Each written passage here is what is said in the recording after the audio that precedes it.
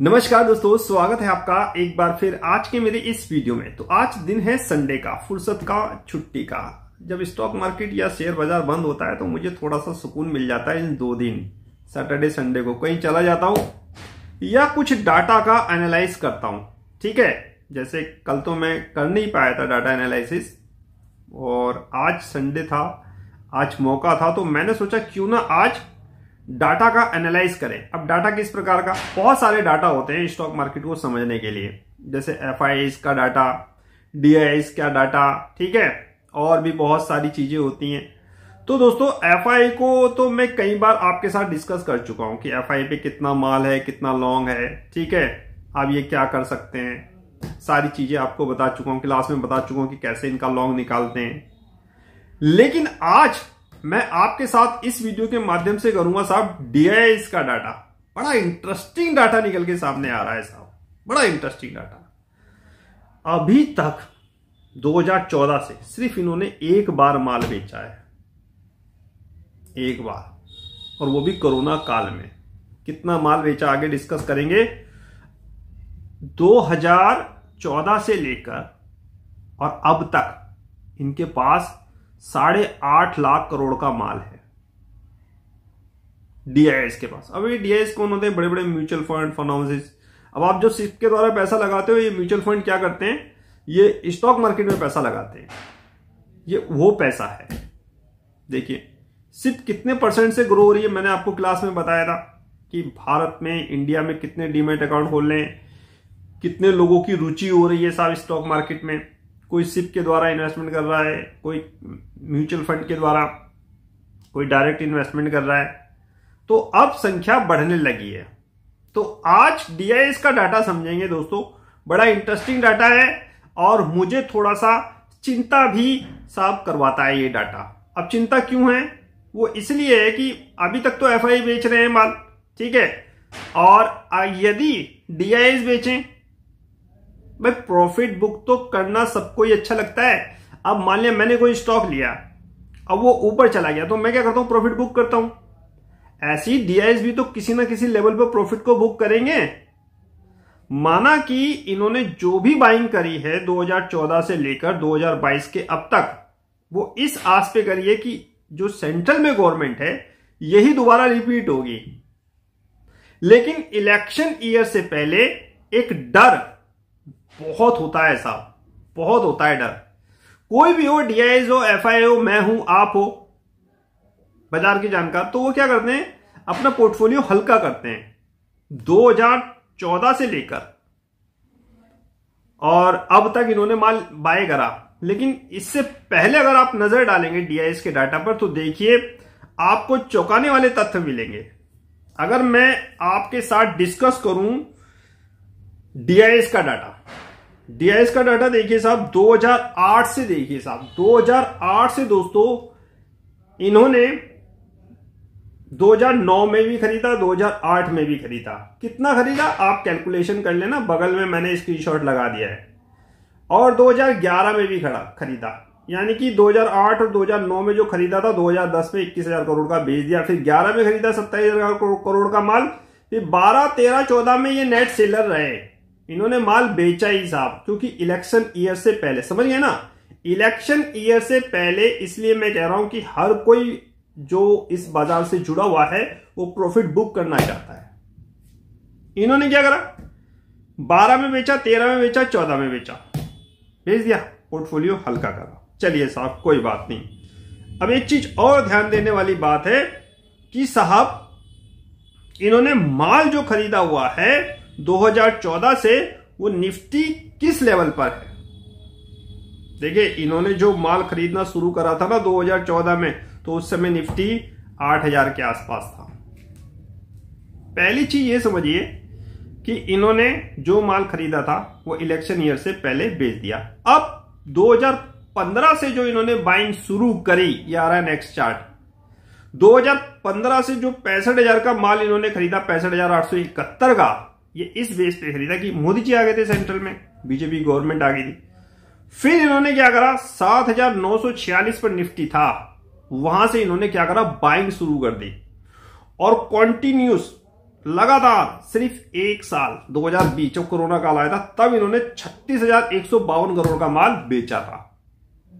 एक साल बेचा, लगातार खरीदारी है। 2015 से लेकर और 2023 तक इन्होंने खरीदारी करी, यानी कि 7,946 पर जब निफ्टी था तो साहब देखिए उस समय इन्होंने माल खरीदना शुरू करा था और 20,000 के इंडेक्स पर भी इन्होंने प्रॉफिट को बुक नहीं करा। 20,000 के इंडेक्स पर, अभी 20,200 हो गया था। तो अब क्या टीआईआई इस प्रॉफिट को बुक करेंगे, ये थोड़ी सी चिंता है।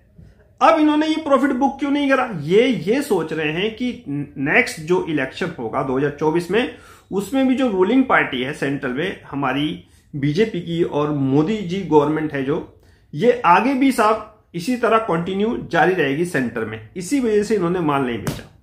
लेकिन दोस्तों एक शंका होती है, अगर ये सेंट्रल में गवर्नमेंट नहीं आए, 1% मान लेते हैं, ठीक है, फिर क्या होगा? तो हर व्यक्ति इस चीज को साफ सेव करना चाहता है।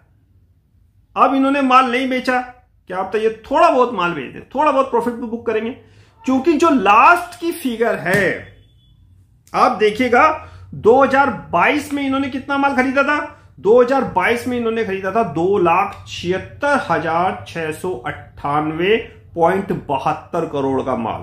अब 2023 में इन्होंने वो फिगर क्या कर दी? कम कर दी। इन्होंने बढ़ाई नहीं, इन्होंने वो फिगर कम कर दी, यानी कि अब कितनी है? अब है 1,40,721। 2,76,000 जो खरीदा था इन्होंने 2022 में, वो जो फिगर कर दी वो 1,40,000 कर दी, यानी कि जो बाइंग लेवल था उसको कम कर दिया। अब आप कहोगे सर 2021 में तो 94,000 करोड़ खरीदा था और 2022 में इन्होंने बढ़ा दिया। अब हम देखते हैं जैसे जैसे इलेक्शन ये नजदीक आएगा उसमें क्या स्थिति है। उसमें तो इन्होंने खरीदा नहीं है, कम करा है 1,40,000 करोड़ का। अब जो इन सब डाटा का निष्कर्ष निकलता है वो यही निकलता है कि क्या डीआईआई प्रॉफिट बुक करेंगे। अगर डीआईआई प्रॉफिट बुक करते हैं, डीआईआई अगर दोस्तों प्रॉफिट बुक करते हैं, थोड़ा ही करें 5% का या 10%, देखिए पैसे की आवश्यकता जरूर सबको होती है। अब म्यूचुअल फंड में मेरा पैसा लगा तो मैं तो आपसे कहूंगा कि अगर मैं म्यूचुअल फंड में आपका पैसा लगा रहा हूं, मैं म्यूचुअल फंड हूं सपोज कीजिए, और आप मेरे पे साहब मैच्योरिटी पे आते हैं कि सर मेरा तो हो गया है टाइम, मुझे पैसे की जरूरत है 10 साल 5 साल बाद, तो वो क्या करेंगे? सेल करके अपनी यूनिट्स को, तभी तो आपको पैसा देंगे।